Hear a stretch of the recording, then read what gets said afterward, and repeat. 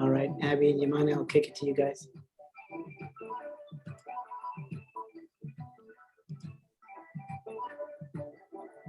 Okay, thank you, Sanai. سلام أنا بالله إذا خبركم تملكتنا ومدمونا وزينا وزوم ليك زمت أخون تعمينا مسكن لو ما عندي فليز ولا برنامج إن الناس معي معنا قبل ما يجيب بحال مكاب TPN ومكاب Tigray Professional Network here. I'm part of TPN Professional Network with the my communication chair حلافية. እና ሎማዓንቲ ምስ ፕሮፌሰር ገላውዲዮስ ዝነበረና ፍሊዝ ዝበለ መደብ ኣሎ ማለት እዩ እዚ መደብ ከዓ ናይ ግሎሪየስ ፓስት ኤንድ ዋርፌር ዝብል ናይ ትግራይ ሂስትሪ ሒዝና መፅና ኣለና ምሳና ክትፀንሑ ምስ ፕሮፌሰር ገላውዲዮስ ፀኒሕት ክህልወኩም ብክብሪ ንዕድም ሎማዓንቲ ፍሊዝ ዝበለ ናይ ትግራይ ሂስትሪ ክንመሃር ኢና ካብ ኣቦና ማለት እዩ ጥያቄ እንድሕር ለይኩም ኣብ መወዳእታት ፕሮፌሰር ግላውዲዮስ ምስ ወድኡ ክንቅበለኩም ኢና እስካብ ሽዑ ግን እንድሕር ጥያቄ ኣለኩም ኣብቲ ቻት ክትጥይቁና ትኽእሉ ኢኹም ተላዝየለ ግን ኣብ መወዳእታ እንድሕር ጥያቄ እንዳለይኩም ጥይቁና ትኽእሉ ኢኹም ማለት እዩ ካብኡ ናብ ሓፍተይ ማይክሮ ሆስተር ናብ ኣቢ ክሕልፈኩም እዩ ኣቢ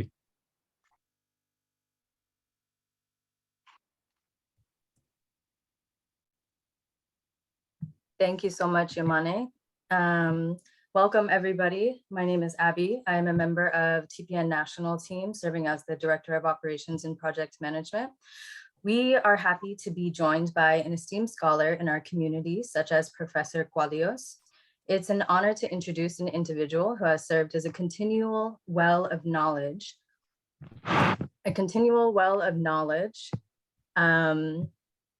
sorry, just lost my place here. Continual well of knowledge regarding the history and legacy of Tigray.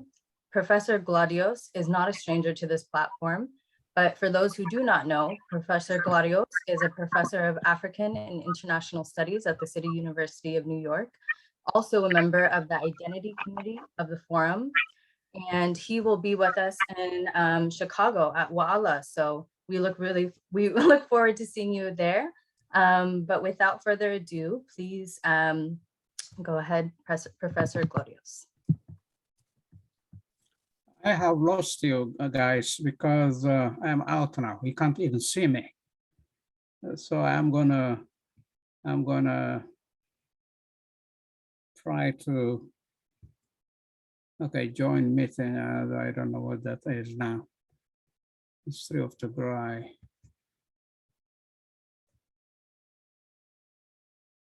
It's not doing it. Okay. I need to get.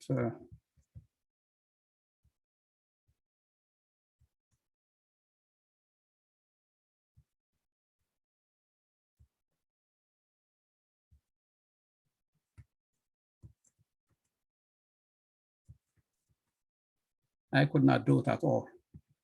There's something wrong with my browser.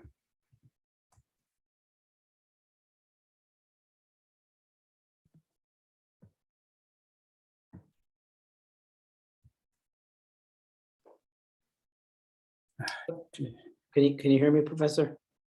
No, what you can do is you either have to send me the code and the password, because I am out. You cannot see my image now. We can hear you. They're coming up. So if you have my number, text me the password and the number, the code, whatever that is.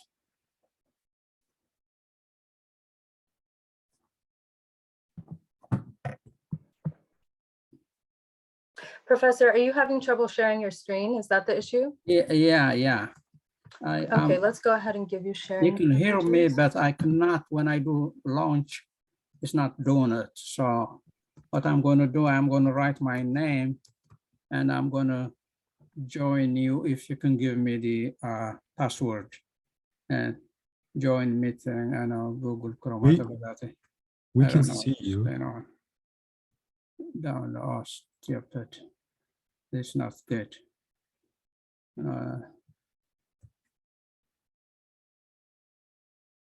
See the problem. This is a problem.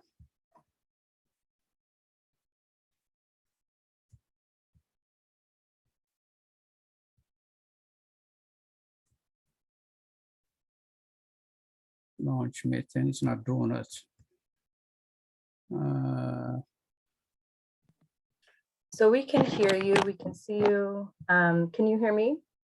I can hear you well, but I can't see you. You can't see me either. That's the problem. Okay, let's see if we can join. So one of us is going to give you a call and help troubleshoot.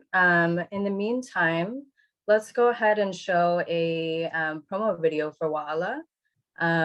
There's a lot of information that we're going to share about that as well. And I think Sinai has that video. So he'll go ahead and pull that up, and then I'll give you a call, Professor.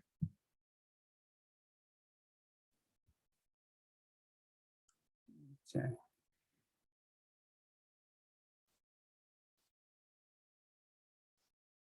I don't know what's going on here. I have to go out and come. I have to completely shut it off and come back. That's the only way I can do.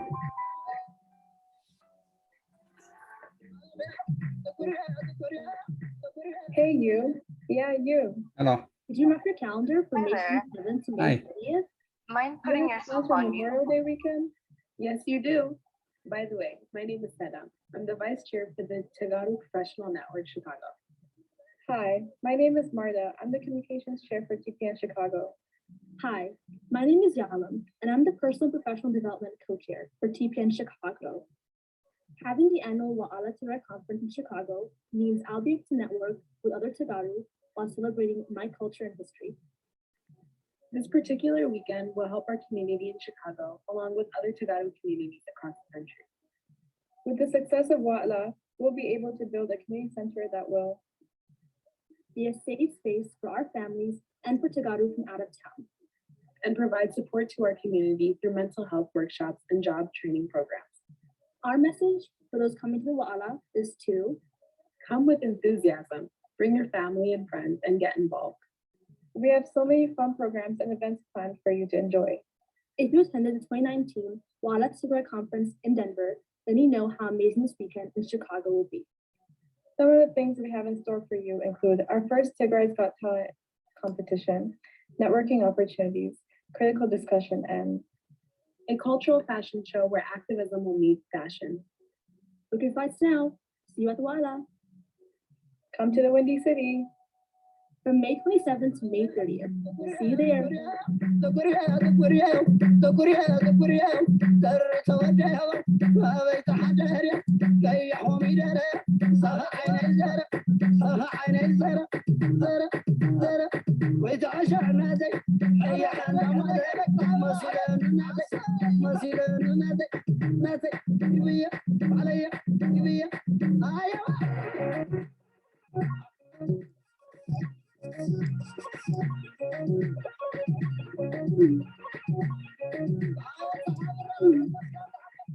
إحنا لبعضنا كلكم تقالوا هتمثلوا تسفان قبل.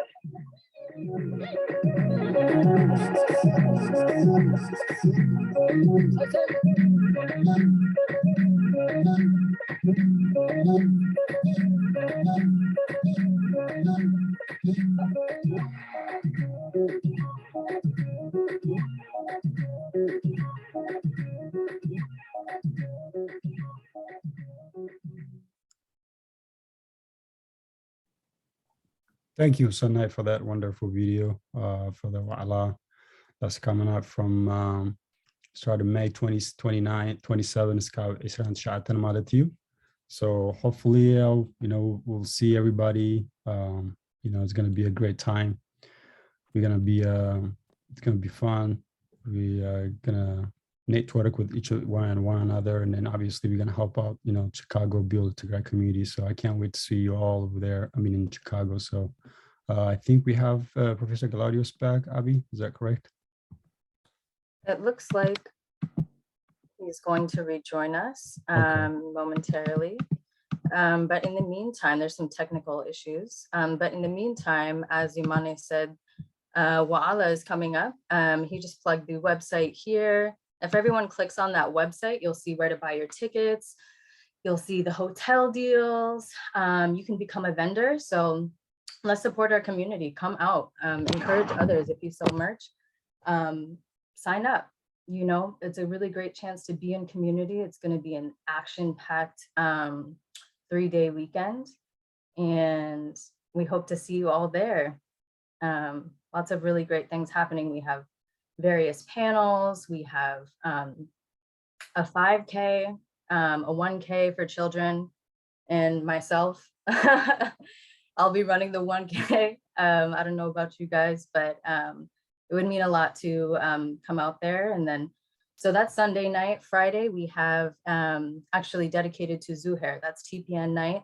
So that's going to be very, very special. God rest her soul. She was serving with us on the TPN board before her untimely passing. So big love to Zuhair. Always have to shout her out whenever we have a chance, because she was such a pivotal, such an important piece of our community, and all of our love and prayers go out to her family. And so it looks like we have our professor back with us. Let's just give him a couple seconds to join with audio into visuals.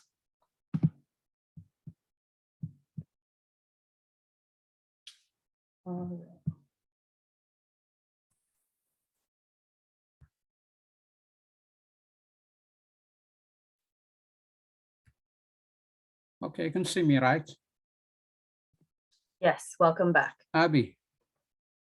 Welcome back. Is everything good on your end? Can you see us, hear us? Okay, hold on. It's me now. Okay.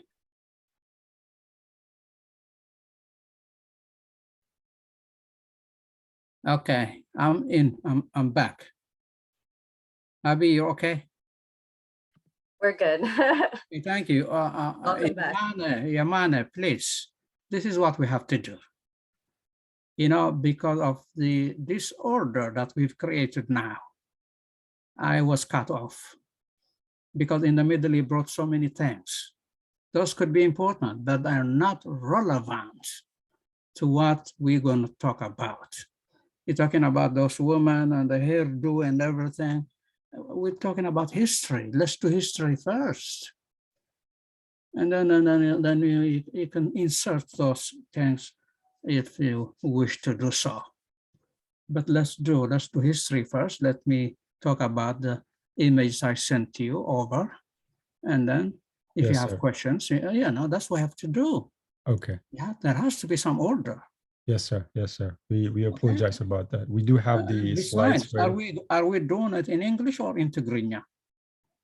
Because you're talking in Tigrinya in the middle too.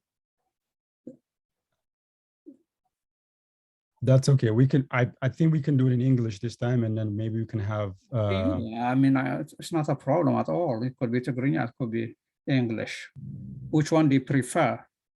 I think we, just to be safe, just to make sure, I think we should go ahead and do it in English this time, and then next time maybe we can have like in Tigrinya. Okay. We can do both. Actually, it doesn't matter. Okay, no problem. Sunday, if we can be able to share that slides.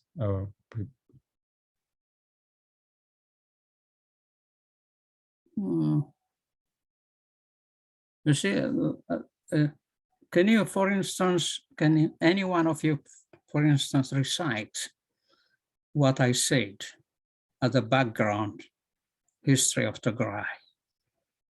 Abi, can you say something, or Yemane? What did I say? Do you remember?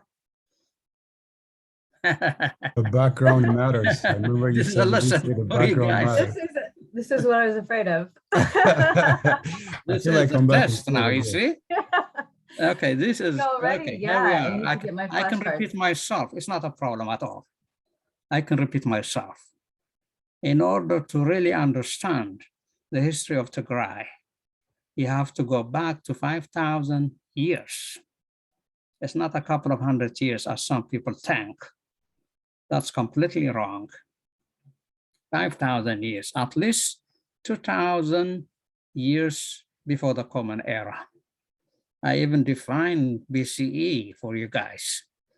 We say before the Common Era now, not BC, not before Christ, not anymore.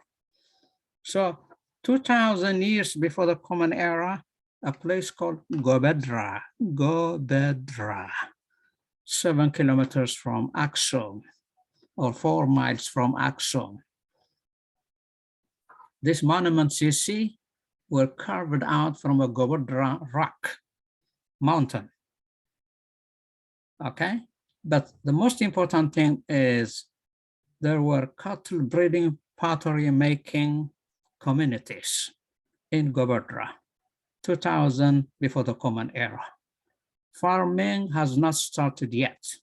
Aksum civilization was not born yet. It did not start 2,000 before the Common Era. But what will happen is 800 BCE or to 500 BCE, there is a place called in Yaha, in Adwa, a Da'amat civilization began. This Da'amat civilization is Arabic-speaking people came to Tigray and settled among the Tigray people. Then we were not speaking Tigrinya. Our forefathers, our ancestors were not speaking Tigrinya. They were speaking Ge'ez. You got it? Ge'ez. Yes. So those people who came from Arabia were assimilated. The Tigray thing has this power of sucking or absorbing cultures and people. So they themselves forgot their original language and began to speak Ge'ez. Okay, this is the original language of Tigray. So ultimately what will happen is between 800 and 500, the Damat civilization in Adwa, Yaha, and then by about almost 100 years before the Common Era, Aksum is going to begin. Okay, the locus is going to change now from the Adwa side, from the Goberdra side to what present-day Aksum, the capital of Aksum, is now. The locus is going to change. Here, we're going to have a magnificent civilization. It began 100 years before the Common Era, but until 100 after the Common Era, now we say CE, Common Era. After the birth of Christ, we can say, of course. 100 years after that, we're going to have the first king known as Zoskalis. Zoskalis. And Zoskalis is going to be the first king of the first state of Aksum. This is the beginning of Aksum now. It's an incipient, small civilization. It's not a kingdom yet, not even a big state yet, but it all began with Zoskalis. But soon, Zoskalis is going to expand Aksum from its present location. By the way, Aksum, the city and the kingdom, was also known as Aksum. The meaning of Aksum is Ak in Ago, means near. No, Ak means water. Sum means chief of water. We even have today actually my shum, my in Tigrinya means water. So that's the meaning of the city of Aksum. But then we had the city and the kingdom. The kingdom was the country, the capital city was also Aksum. It's very much like Mexico and Mexico City, okay? So after the scholars, we're going to have another great king by the name Endobis. Endobis is now going to further expand Aksum. He actually is going to create also, because now by then, by the time Endobis became king, around 270 Common Era to 300. He reigned for 30 years. 30 years, okay? So he's going to expand Aksum, and then it's one simply expansion of Aksum. Trade flourished, domestic trade flourished, international trade flourished. Now Aksum had begun to go beyond the Red Sea and trading with Arabia, with India, with Ceylon, even with China. Okay, it became powerful now, a kingdom powerful. So Endobis was smart, intelligent king. So he said, we can no longer carry stuff to the market. We need to have a medium of exchange. Brilliant guy. Medium of exchange means what? Money. So he created money. Endobis is the first guy who created money. Now you can bring, if you have it, you can go to currency. The one I sent you. Where is Sanai, by the way? He disappeared. Currency. Go to currency. Here we go. Here we go. Here we go. Fantastic. They had hundreds of coins, coin mints. These are some of the kings. You can see even the image of the kings in those coins. These are coin mints, of course. I have a book here with me that says there were 500 kind of mint coins of the Aksumites. So the medium of exchange is money anymore. You get money, you buy whatever stuff you're going to buy, and the money circulates in the market. That's the beginning of what we call today the banking system. The Aksumites created it a long time ago. Okay, so what will happen after Endobis? Endobis actually is 300, around 300 Common Era. Another king by the name Aphilas is going to reign. Aphilas was also an intelligent king, like Endobis, like the scholars. So he came with the idea, okay, money is good. It's good to have money. However, he said, we need change. We need denominations of money. Denominations, what does that mean? If you have, for instance, $1, you're gonna have 50 cents, you're gonna have 25 cents, you're gonna have 10 cents, you're gonna have 5 cents. So if I go and buy a 50 cents worth stuff, but I have $1, I'm going to get change of 50 cents. This did not happen during Endobis. It happened during Aphilas. Aphilas also came with the idea of 3 types of money. Coin mints made out of copper, out of silver, and out of gold. The silver and copper were used for domestic trade. The gold was used for international trade. Why gold for international trade? Because people can trust you now. Gold is expensive, you know it. Gold is expensive. So if you give them gold, they're going to give you whatever stuff they have. And archaeologists actually recently found the gold coin mints of Aphilas in Kerala. In Kerala meaning South India. Okay, so Aksum was the only kingdom, the only civilization in Africa that had its own money. The great Egyptian civilization is known for a lot of things, but they had no money. Aksum was the only one, okay? So after Aphilas, another great king is gonna come to power around 320 Common Era. His name is Ezana. Ezana was a great king, known for so many things. Ezana apparently is the first Christian king. But that does not mean this is the first time Christianity was introduced in Tigray. There were Christian sects long before Ezana, 300 years before Ezana. The Queen Hendeke, her treasurer, went to Jerusalem and he was baptized by Philip. He was the first Christian. He came back to Aksum.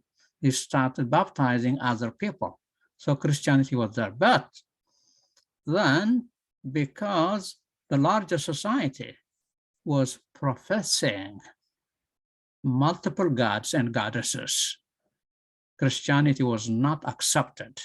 So the Christians were hiding while praying, okay? It's only during Ezana they had confidence, because now the king himself is Christian. He's going to protect them, okay? Ezana was also known he actually established a commission to translate the Old Testament of the Bible. So the first Bible was translated in Aksum, Tigray. You got it? He did not do it himself. He actually called upon the intellects, the clerics, the scholars, and they translated the Old Testament from Greek to Ge'ez, the first Ge'ez Bible. Okay. And Ezana was also known for another thing. He was a just king. He prayed to God.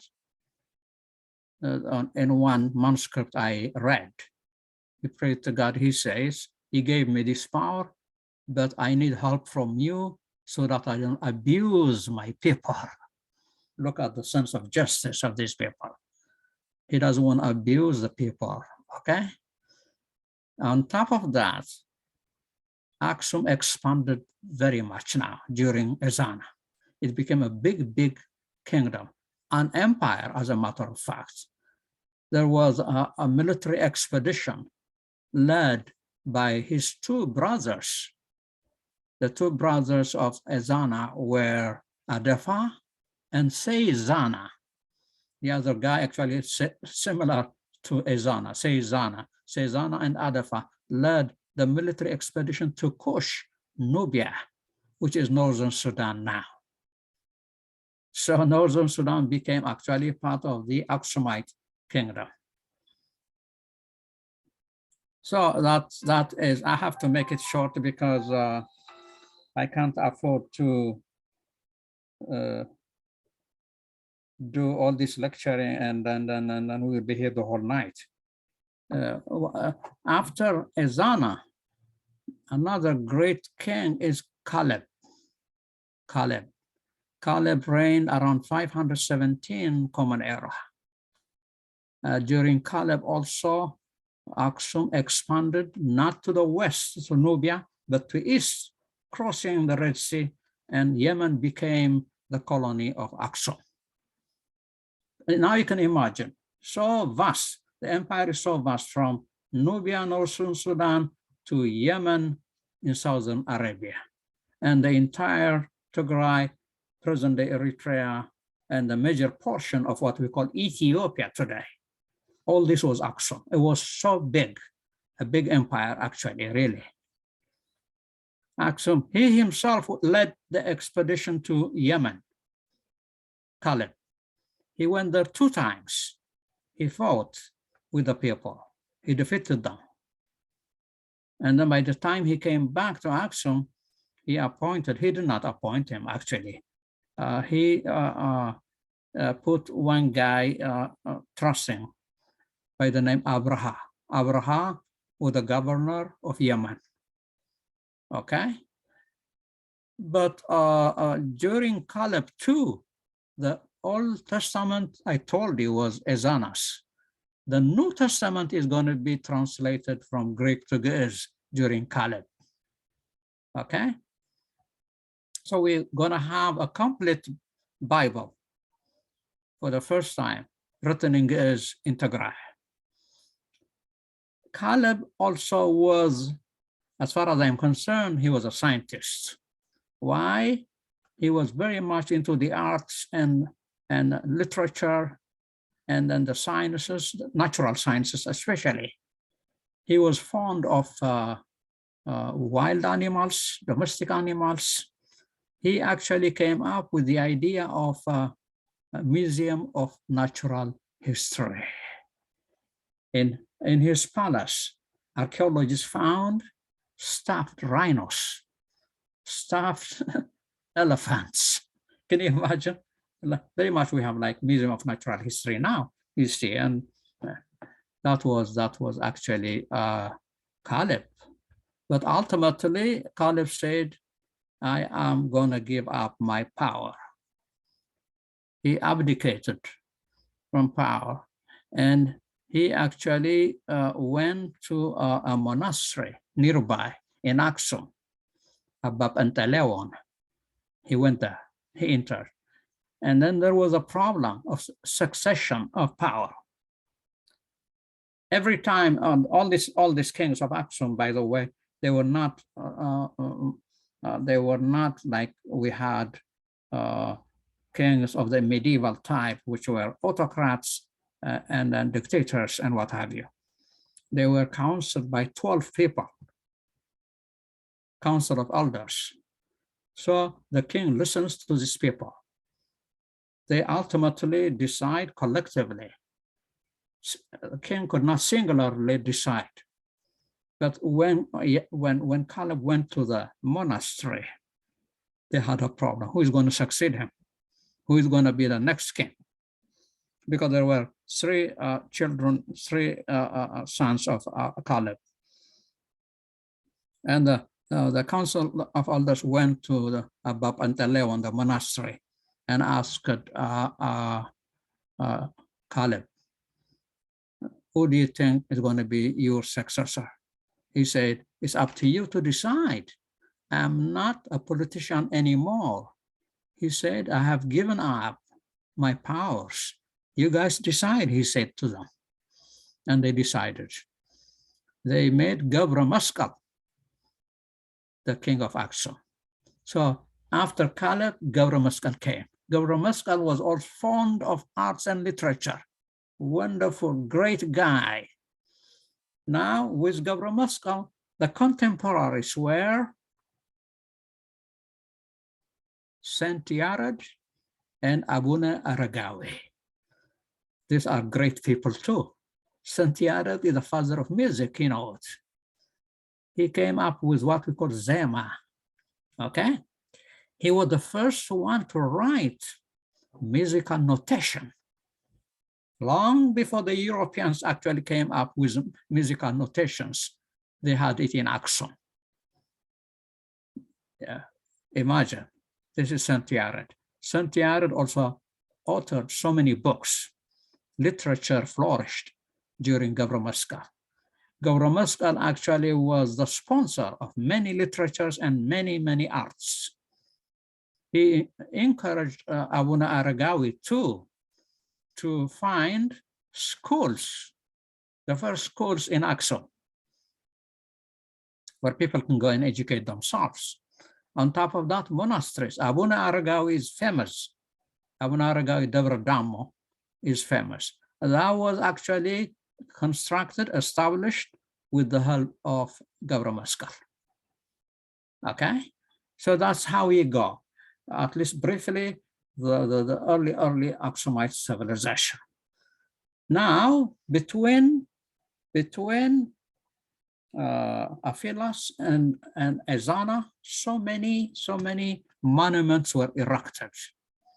These are other great contributions to the Aksumite civilization. Now we can go to the monuments or statues or stela, whatever you want to call them. Can we have those ones, the image? No, Pater, you know. Okay, we can start with this if you want. Sure, yeah, Well, works. The the idea of high-rise building started in Aksum, what we call skyscrapers now. Idea of high-rise building. We still have them throughout Tigray, by the way. If you see that magnificent building on top with 4 towers, there were some 20 of them found not far from Aksum. It's called Ta'aka Mariam. This was excavated by the 1906 Dutch expedition, the German archaeologists came over to Aksum 1906. They excavated it. This is a reconstruction, by the way. But that's actual building, people can live in there. It's a palace. The other ones that you see below are statues, monuments, stelae. They are different designs. The first one that you see on your left-hand side, to me it's the left-hand side, is the one that we are familiar with, okay? The second one is slightly different, but they look alike. The third one is completely different. On top of it, there is a clock sign. You see the concept of time itself. And the fourth one is absolutely different from the other ones. But except for the first one, the 3 of them do have foundations. You can see the foundation. On the first one, you don't see the foundation. But they had a foundation like 10 foot below. And then on top of the foundation, they're going to erect them. They were erected actually from Goberdra that I mentioned earlier, where they excavated all these magnificent buildings. And it's very artful too. They have windows, false windows, of course, and then doors and what have you. And then they had to drag them by elephants. They tie them with a rope, and then the workers are going to pull them up and then slide them into the hall and then erect them. This is it. Now we can have a look at the one that has fallen down. And then I'm going to explain actually what this look like. Yemane, try to find the one that's on the ground. Okay, this one. This one was the tallest of all. Look at the two, if you see the two ones that are standing. The first one that's standing actually is the one that came back from Rome. The Italians took it in 1937. The other one was still standing by itself, but now it's not in good shape. They're trying to support it with whatever that is. But the one that has fallen was the tallest, 33 meters. That means 110 foot. Can you imagine one single rock? This is one single rock. We're not piling up blocks. One single rock. It fell on the ground, of course, but that's not the one that really impressed me. What impressed me actually is this fallen thing is 520 tons in weight. What does that mean? 520 tons. If you know what I don't know whether you know it or not. 1 ton is how many pounds? Do you know, Yemane? Abby, do you know 1 ton, how many pounds? Okay, I'm going to tell you. One ton is 2,000 pounds. So if you multiply 520 tons by 2,000, it's going to be 1.04 million pounds. Incredible, incredible. What kind of civilization is this? You guys have to be proud of this, okay? This is your ancestors. These are your ancestors, or ancestors, I should say, of course. Anyway, this was how it was. The one that's standing is 24 meters, the one that came back from Rome, 24 meters high. The other one is 23. They're almost the same. They weigh about 350,000 pounds. 350 pounds, incredible. When the Italians took that one standing in 1937, they had to cut it into 3. And when it came back, they did the same thing. They had to cut it into 3. And then they brought it by a special airplane, Antonov. That was the only one that can carry this thing. It's so heavy. Okay, so it's back now. Okay, we can go on now with the other pottery, and then we have a plan and design how the architecture, reconstruction, construction of buildings. You have other images, Yemane, if you can find Yes, them. yeah, I do. Sanay, I think it. Go back. No, go back. No, not yet. No. Okay, here. This is it.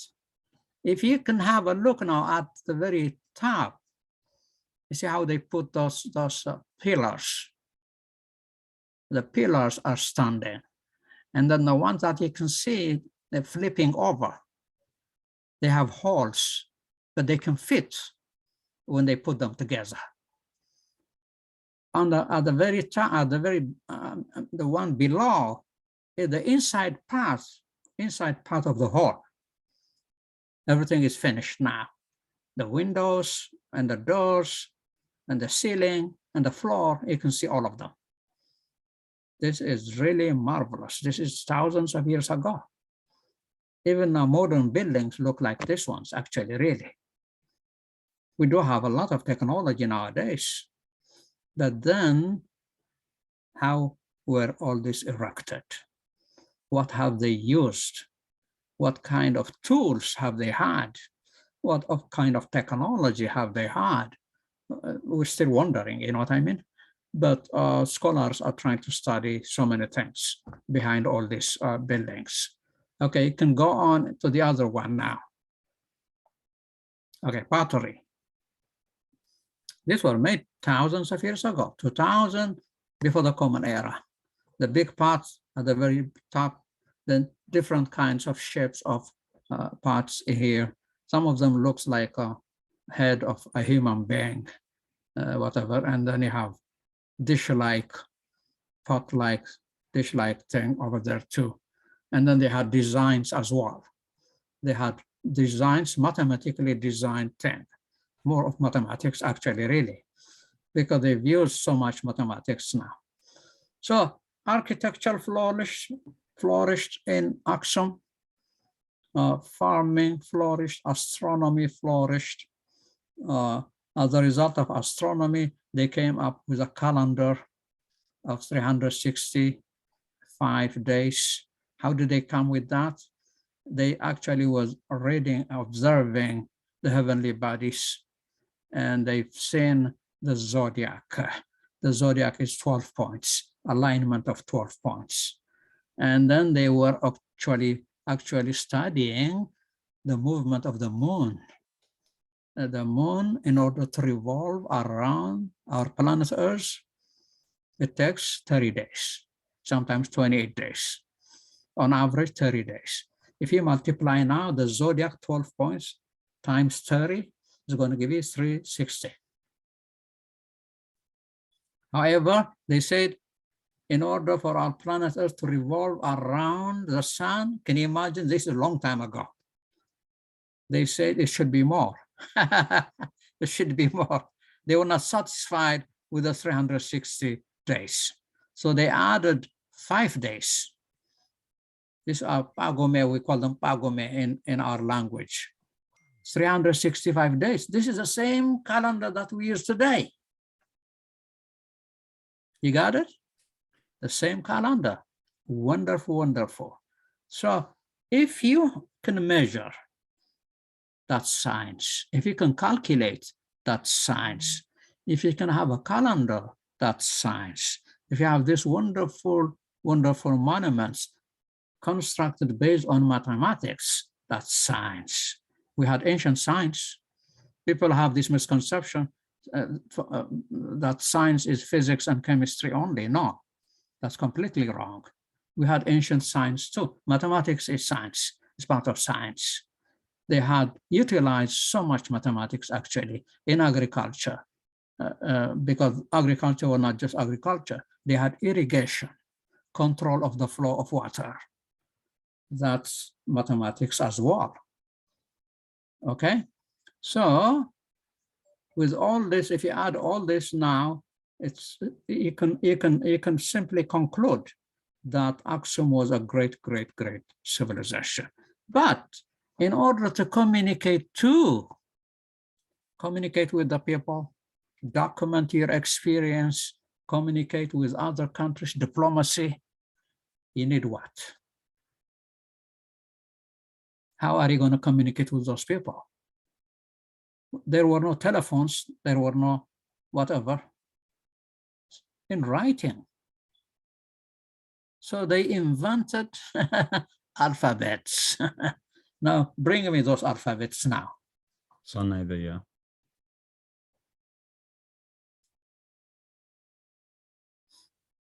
Yeah, here we go. Alphabets.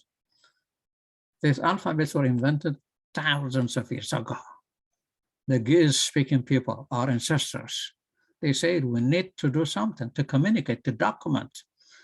And the government has to document things for taxation purposes as well. You have to write something. To communicate with other countries, you have to communicate with this. So they were writing. So you can actually see the first one, some of you probably don't know. The first one is he. The very first one is he. And then after that is le. And then he, me, se, re, se, she, ke, be, te, che, ha, ne, nye, ke, che, we. Okay? But each first one is known as Giz alphabet. Although all of it is Giz, the first ones are also Giz. The second one is Kab, the second one. So if you just manipulate the first one, put a stroke on the side, it's going to become Hu. It's going to change its thing now. And then if you go down with like a leg-like and then cross it over, it's going to He. And the fourth one is just a straight line, Ha. it's the same thing, the same first one. We're just trying to manipulate things. And then if you have an earring like, ring like at the bottom, here. If you have a broken thing on this side, and the last one with a ring or whatever on the side, on top, ho. So he, hu, he, ha, he, ho. Okay?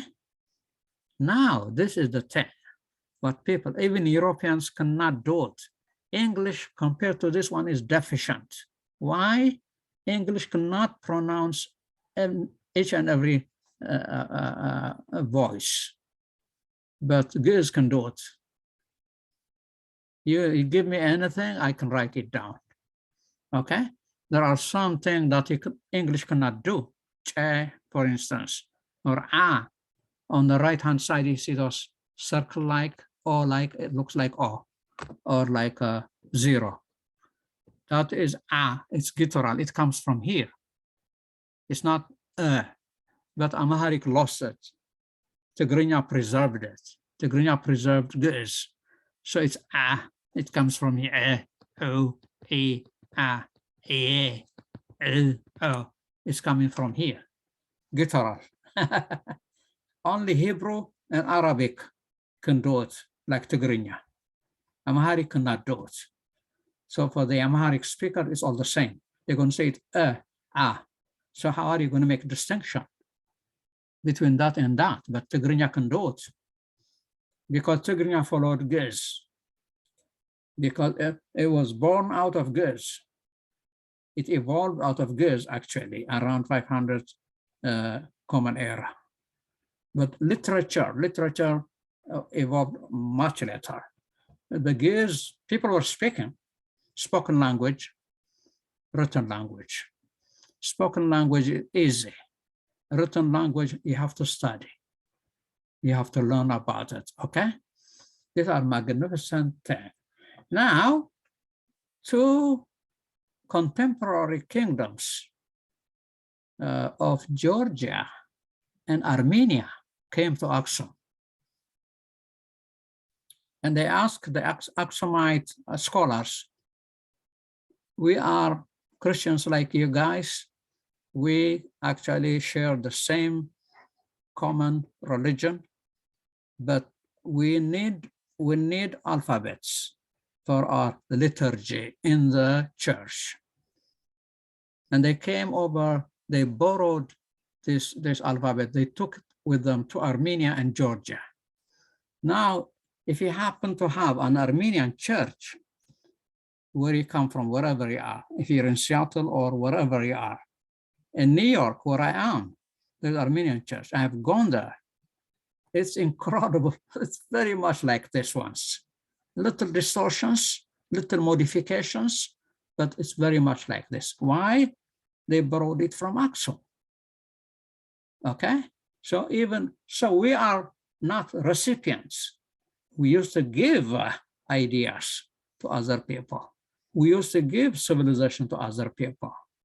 Many things, actually. So Aksum contributed a lot. Okay, what else do we have? Other things that I did not, some of the images. I believe we have a couple of more images. We do have a link, Sanai, if there's a link that has the Aksum Halti images. Go ahead, Sanai. I think basically we've covered almost everything. Okay, so this is it. This is the legacy of Aksum.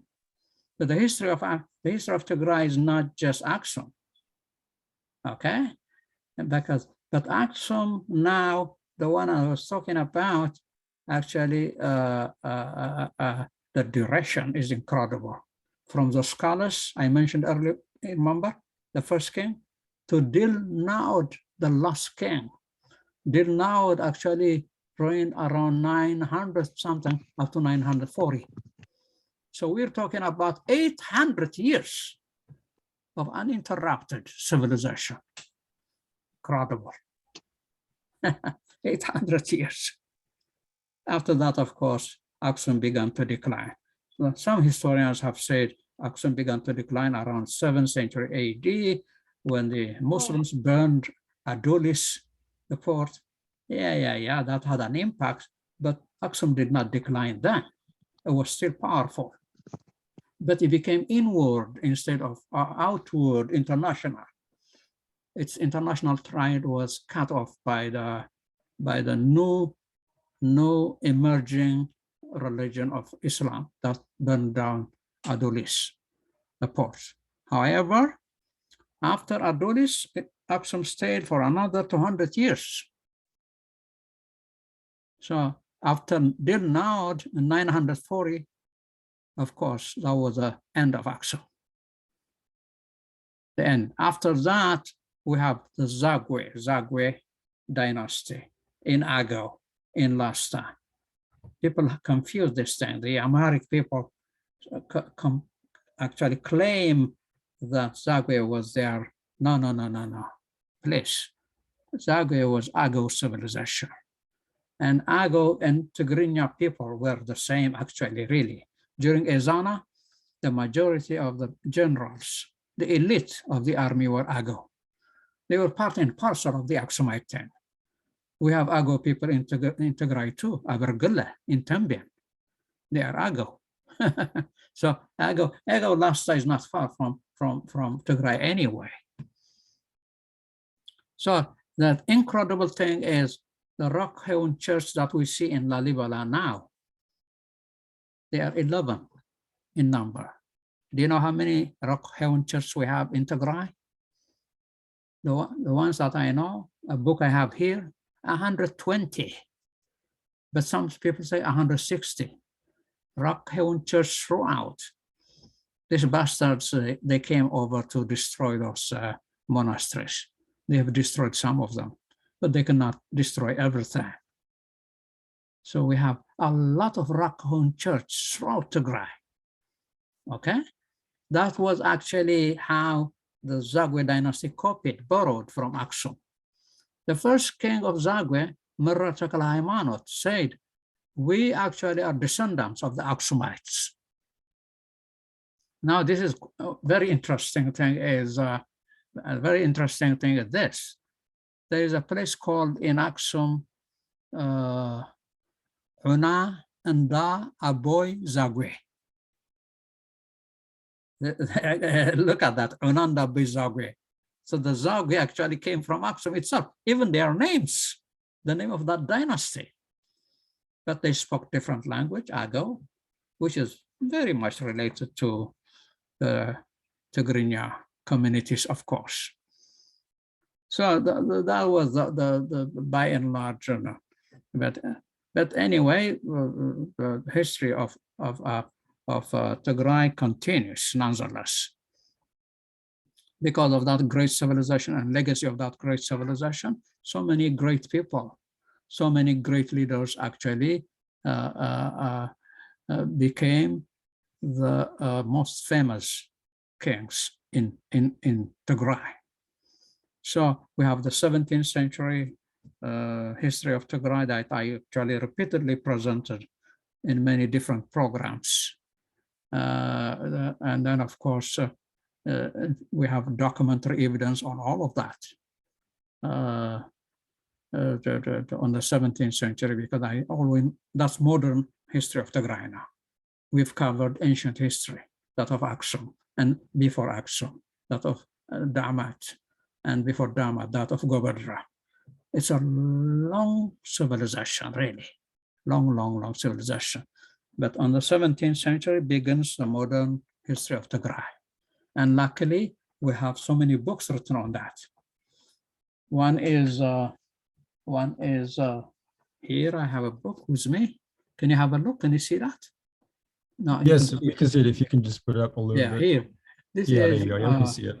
This is a missionary, Portuguese missionary, who came to Tigray in the 1620s, but he left in the 1630s.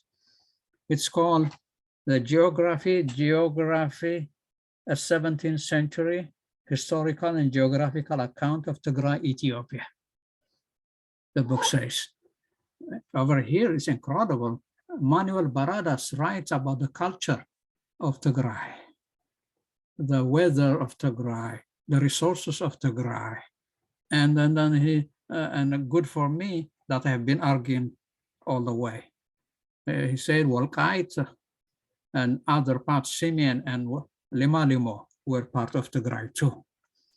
Okay, as a missionary. He wrote this book in Yemen in 1634, but it was translated by Elizabeth Fuller, a Portuguese, thanks to Richard Pankhurst, who asked her to translate it from Portuguese to English in 1996.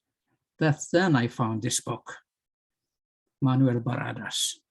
Another guy who came with Manuel Baradas, Manuel Almeida. He also was Portuguese missionary. He said, this is interesting now, you have to listen carefully. He said, Tigray is the foundation and head of Ethiopia. Present history of Ethiopia cannot be written without Tigray. It's impossible. He also said this, Tigray begins at the twin ports of Hergigo and Massawa. So Tigray actually, Red Sea was always part of Tigray. The Dahlak Islands were part of Tigray. Hamasina, Kalugzai Sarai, always part of Tigray. Massawa, part of Tigray. Okay? I was lucky enough last time. I had a TMH, yeah, I don't know, some of you probably have seen that interview I had on TMH.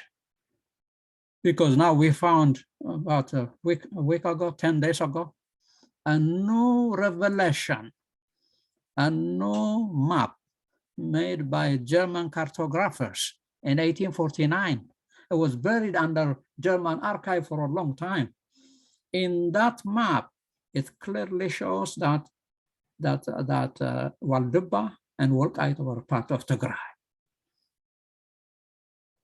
And so many other travelers and missionaries came over and have written about, interestingly, there's this guy, Manuel Baradas, writes about the riches of Tigray. There was a lot of gold in Tigray. At one point, I was impressed. He says there were extremely rich people who owned 1,000, 2,000 cattle.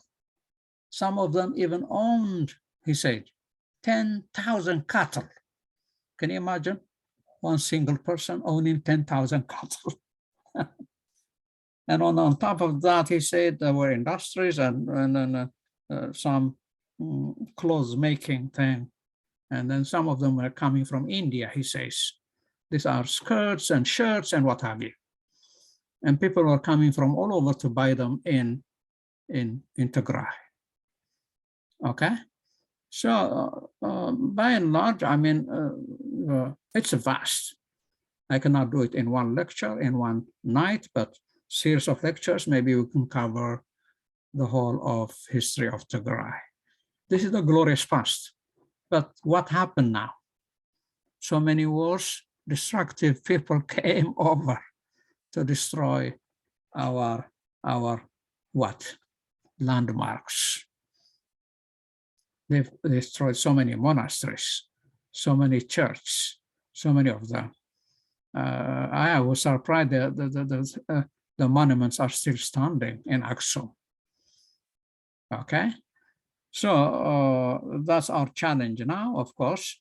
But I always say, although we have this enormous documentary evidence and archaeological evidence, by the way, too, we still have to rewrite the history of Tigray. There are so many things that were not documented because of the politics we had in Ethiopia. They were trying to hide the history and image of Tigray, the contributions of even of Johannes. He did so many things as Emperor of Ethiopia, but they did not want to give him credit. I argued at one point that Adwa 1896 was a great victory, no doubt about it, but the first major victory was Dogali Alula Banaga defeated the Italians in 1887. They don't want to mention Dogali. They just want to mention Adwa victory only.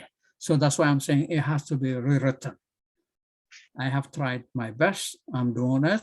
In fact, a new book is coming up where I have reconstructed the history of Tigray. Okay. So with this, I'm going to end. If you have questions, of course, you can bring them over. Otherwise, we've been sitting for the whole period that was allotted to us today. I thank you all. Thank you so much, Professor Ghelawdewos. That was so informative, and we really, really appreciate you for extending all that information to us. There are so many questions from the audience and from ourselves, and so thank you so much for making the time to also answer questions. Okay. If you don't mind, I see Shoit has her hand up. I would just like to give her the floor to ask her question. So please go ahead, Shoit. Thank you. Shoit. Thank you, Abby. Thank you, Professor Ghelawdewos. My question is that, I mean, it's kind of sad that, you know, we have not learned Tigray's history at all for various reasons, particularly political. But how do you, I guess, moving forward, how do you aspire the new generation to sort of understand what has happened in Tigray and to sort of learn and pass it to the future generation, particularly right now in this atmosphere where we are at?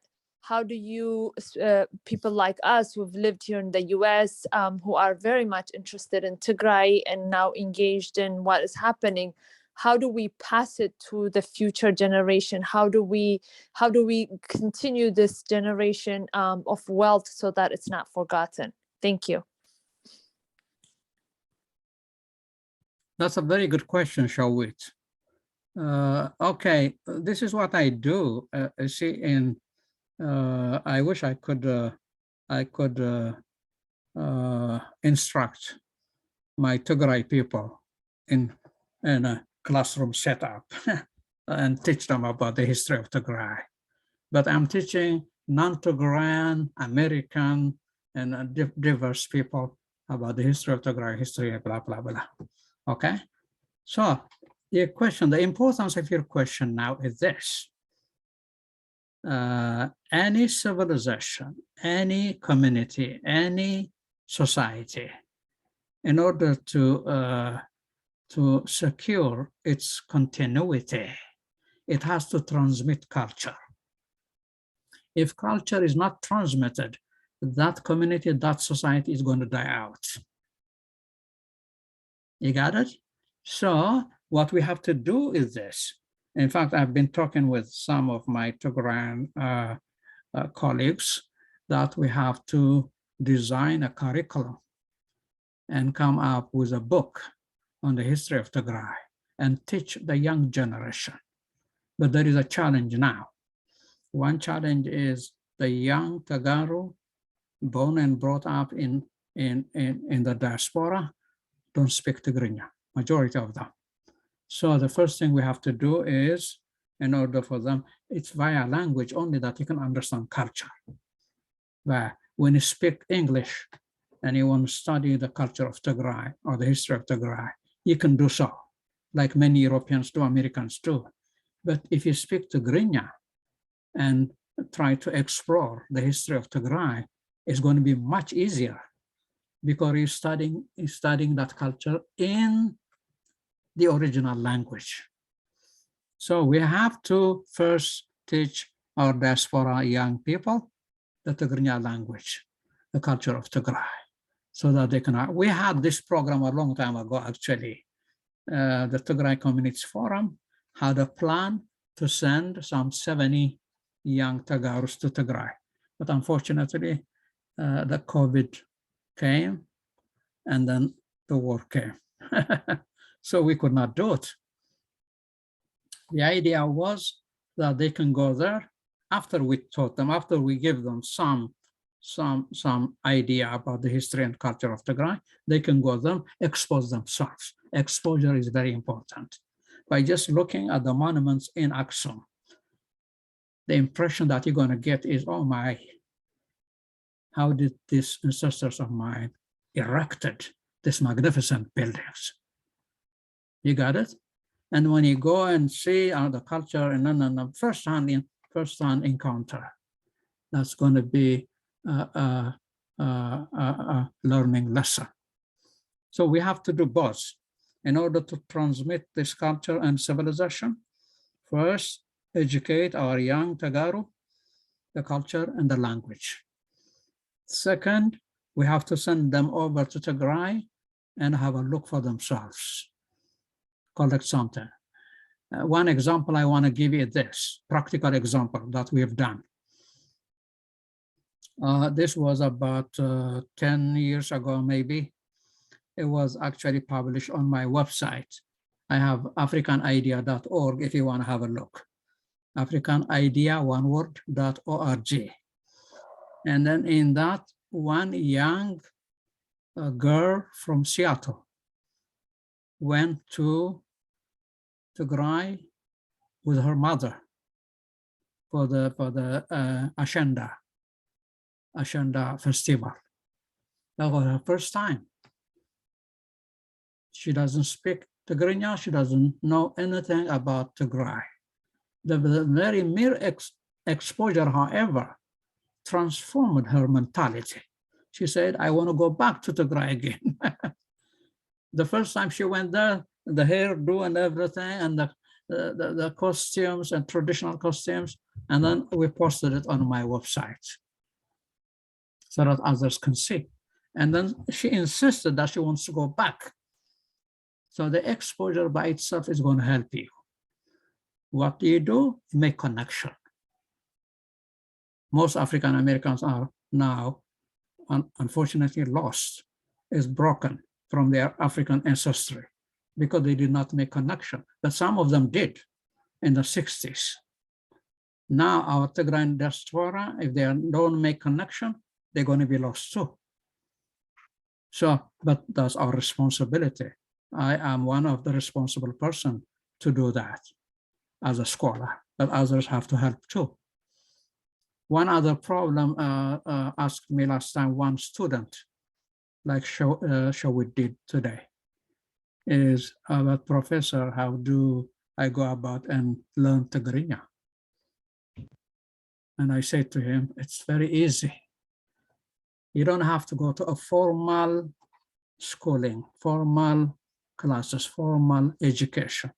Sit down with your mom in the kitchen, I said to him. And then all you need is a paper and a pencil or a pen. And ask your mom, what is that? She's going to say, salt, chow. What is that? Knife, kara. Write them down. If you write all those things, a list of many, many words, when words explode, when vocabulary explode, you are in, you're learning Tigrinya. That's it. You can actually study language much easier than school in the street. But you have to have courage. If you're shy, you're not going to do it. Go to the market area and ask people. When you go to Tigray, ask, what does that mean? What do you call this in Tigrinya? And then they're going to tell you. But you have to list them down. You have to write them down. That's how you learn language. It's so simple. You don't need grammar for language. Just learn the words you're in. Okay, I think that's what I have to do with Showitz. After Mikhail? After the last name, I cannot read the whole thing. Yes, thank you. Thank you, Professor. You're welcome. Okay. Thank you so much for that insight. And agreed, yeah, learning the language fluently is such a big part of continuing on the culture and everything you've touched on. Do we have any other questions from the audience? Feel free to raise your hand. Don't be shy. Professor Ghelawdewos is happy to take your questions. So feel free, if there's anything that resonated with you or anything that you would like clarity on, you're more than welcome to participate. Well, you can also have remarks or comments. It doesn't have to be a question. If you have any idea, for instance, or suggestions, how about if we do this or we do that? It has to be interactive. Questions are good, but you can come up with your own ideas as well. Yasu Gorfu has raised his hand. Yasu Gorfu. Thank you for recognizing me. That's a familiar name. Yeah. Salam, Dr. Ghelawdewos. Amello. Just to embellish on a couple of points so that this sticks to their mind about visiting Aksum. When you guys visit Aksum, make sure you go and see the burial place of Ezana also, and his son Zagre Maskal. Yes, and you'll see it. And the interesting thing I saw there was, it's kind of dark. You go underground, and if you have a flashlight and you flash on the walls, I don't know how it was made, but the stones are fitting stones similar to what you see in Peru and in Machu Picchu, where the rocks interact. That's very true. Like a jigsaw puzzle. And I don't know who copied from who, or it was just spontaneous, but it's amazing to see. So I want to encourage everybody, like Dr. Ghelawdewos says, so go and see it, and then you'll be inspired. 2 points I'd like to bring is when Khaled Khalid, the father of Zagre Maskal, went to Yemen, it's not just to invade. There was a Jewish king named Phinehas who was oppressing the Christians and the Muslims. And they wrote a letter asking for help. Please save us. This Jewish king is oppressing us. We are Muslims, we are Christians. And this letter was, by the way, sent one to the king of Aksum, another one was sent to Rome, the Vatican. And they said, well, you guys are close to you, please help. And so this was the reason why there was an expedition mounted. And this, you can read it in the book of Himarayat and Hadramut. That's the name of the place, actually. Before it was known as Yemen, it was known as Hadramut and Himar. I don't know for what reason. Maybe the people were known as Himarites. Yeah. And this story is amazing because it is because of this just king who went out of his way to create peace among this Jewish king who was oppressing these people, that the Prophet Muhammad could say, Ethiopia is the land of justice. That was the reason why. You see, this happened several hundred years before Muhammad. And so this was why Muhammad could say, go, Aksum, go to Ethiopia. It is a land of justice. It was for justice that he went and invaded Yemen and defeated their king. The other one is about why the two brothers went and had an expedition to Nubia. The reason was because Ethiopian kings were demanding and getting tribute from the Egyptians for the water. And when the Egyptians refused to pay tribute, these two brothers went up to Nubia as an expedition, closed the river Nile on what today is Khartoum. The word Khartoum means Khartoum. It is to cut the water. And they let it go to the desert. And the Egyptians begged for mercy. They said, yes, yes, we will pay tribute. And they opened this. This is what I read in a book called Zanta Ethiopia. When I was a child in Asmara, we had this book, Zanta Ethiopia. And this was written there. So these are the 2 points I wanted to raise, but I doff my hat to you, Dr. Ghelawdewos. You're doing a fantastic job. Keep it up and don't give up. Thank you. Thank you, Engineer Yasu.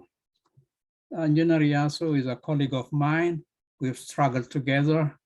We are in advocacy group. He's contributed so many things. He's an author. For those of you who don't know him, actually, I was very happy to review his debut book on Nietzsche.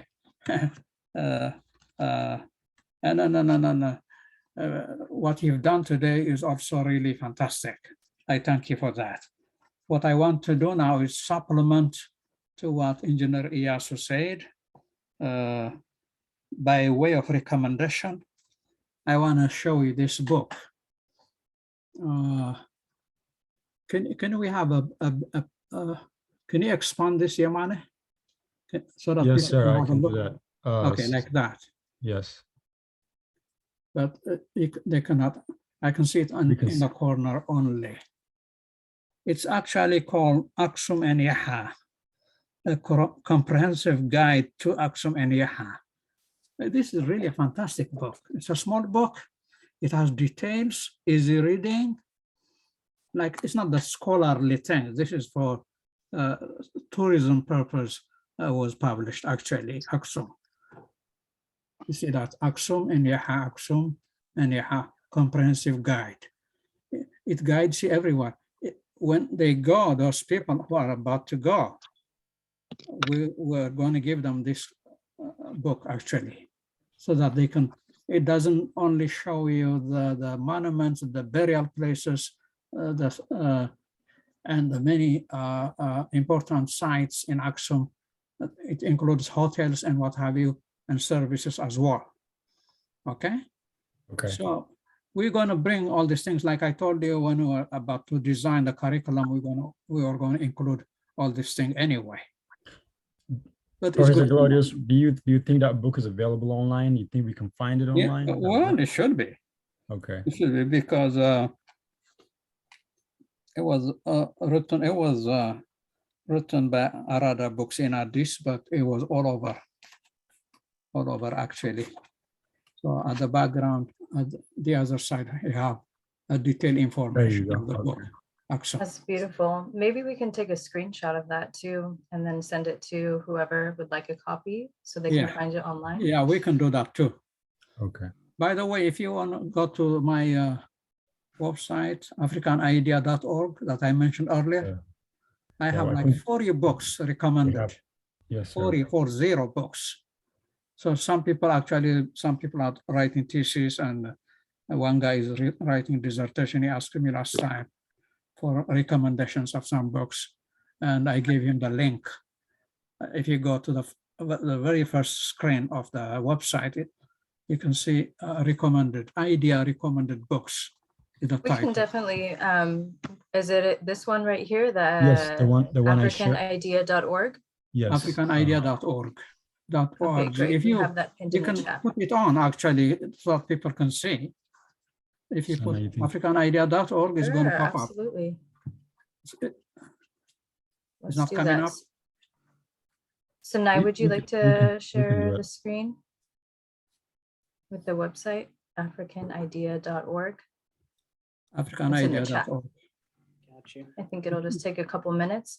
While Sinai does that, if anyone has any questions as well or comments like Professor Ghelawdewos had mentioned, you're more than welcome to ask those now. Want to be respectful of Professor Ghelawdewos' time, also everyone here.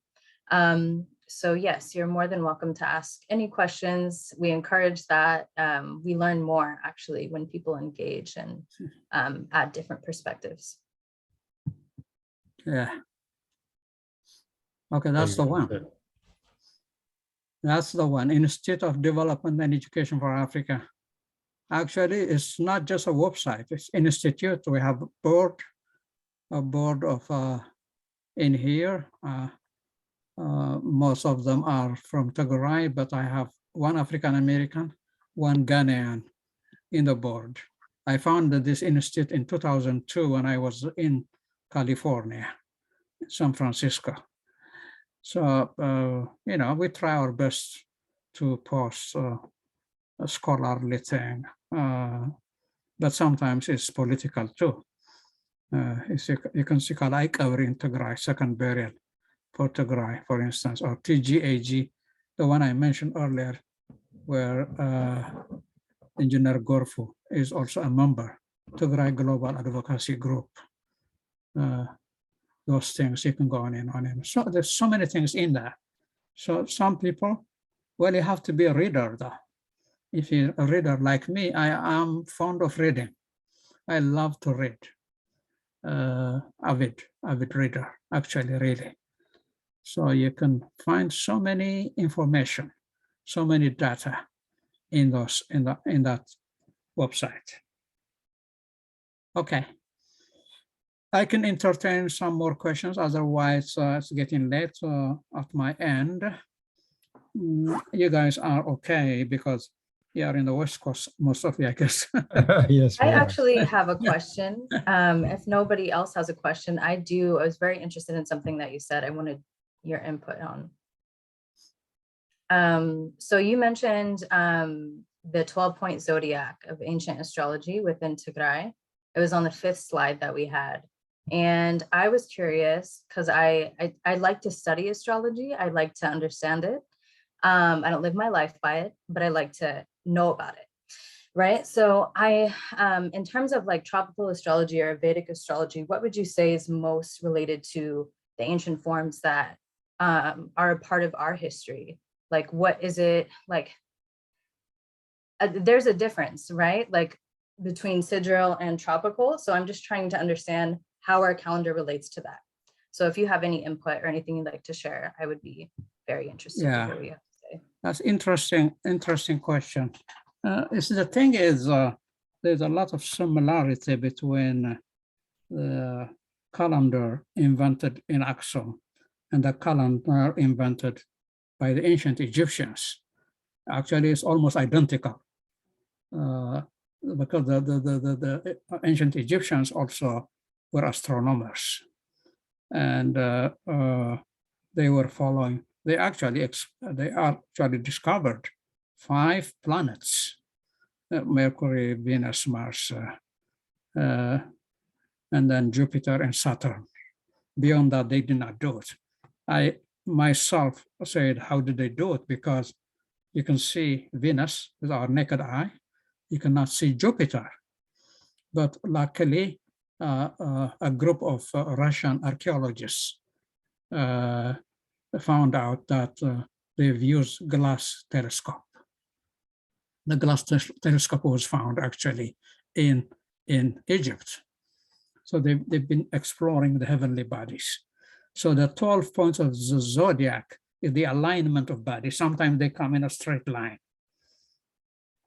And with that unique phenomenon, you're going to see change of seasons, tidal waves, and all those things. For instance, if the moon comes close to our planet Earth, we're going to have a tidal wave on the shores, on the ocean, if it's very close. Sometimes it goes a little far, and then that is going to affect us as well, okay? So the Ethiopians and the ancient Aksumites also have done the same thing. But the difference is this. Ancient Egyptians, like ancient Aksumites, had 12 points of the zodiac and 30 days and 360 plus 5 days. But the ancient Aksumite had 4 seasons of 3 months each. So if it's 4 seasons, 3 months each, what does it mean? 4 times 3 is what? 12 months. The Egyptians had 3 seasons, not 4, like the Aksumites. 3 seasons, but 4 months each. So 3 times 4 is what? 12. Either way, it's the same. Either way, it's the same. So in what we do, when we do research in where I am, academia, there's so many terminologies that we use. One relevant terminology is diffusion theory. Diffusion theory was you borrow ideas from other cultures or adopt that culture as if it's part of you. I was surprised that so many things were in common between the Aksumites, including the names of the people, of the kings, ancient Aksumites, okay, including the names. And one interesting thing I found when I was researching was the Egyptians had a term for a sprouting seed, or sprouting whatever. For instance, wheat or barley. In Tigrinya, we call it what? A sprouting thing, a new thing coming up. Nobody knows. Yemane? No, I don't. Okay, Yasu would know for sure. It's called showit. And showit, we have a name here now. Something that comes new, like a sprouting thing, like barley, crop, whatever crop, it's called showit, a new one. I was surprised to find that the Egyptians also called it showit. The same thing. There's so many things, actually, so many names and what have you, a lot in common. The construction, architecture, astronomy were almost identical. Because it was stone civilization, Egyptians were stone. We've used a lot of stone in Aksum as well. Monuments and monasteries and what have you. So eventually you're going to learn it, Avi. If you're interested in astronomy, you have to begin with what I told you now. How did they come up with the calendar, the seasons? How did they do it? They were not just looking at the stars, by the way. They were also looking at the flow of the Nile. When the Nile inundates, it's something else. When the Nile drops down, it's something else. They know the seasons. They were looking at the morning star as well, as a guide. The morning star is always there. So the incredible astronomers were there, actually. Some of them have names for the, ours had somehow it's lost, but we can recover it, I guess. I'm doing some research with one philologist. He happened to be at Tigray.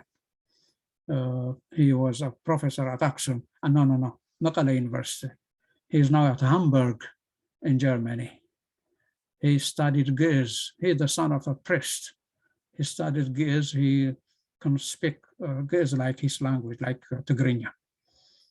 He actually now made a major contribution because he digitized the Brahma books in the monasteries. So we have digitized one now. They can lost them, they can burn them. These bastards, they came over to destroy our culture in Tigray, but we have now a digitized version of that. So his name is Professor Hagos. You're going to see him next time. We're going to invite him, actually. Okay? So we're doing our best, but we got to do what we have to do. Like Showit said earlier, we have to make sure that we really transmit this wonderful culture to the next generation. Are you satisfied, Abby? Yes, very much. Thank you for the answering my question. And then, yes, that's a great closing out. You're absolutely right. We have a lot of work to do, all of us. So that was a wonderful presentation. Thank you so much, everybody, for attending, for asking your questions, for being engaged, for just being with us and holding our community tight. So, and thank you to Professor Ghelawdewos. Thank you for your time. Thank you for extending all of this knowledge again to us. We really, really appreciate it. I'm going to pass it to my co-host, Yemane, if you would like to say some closing words, close us out the right way. And I think that's it. Okay, thank you guys so much. Thank you.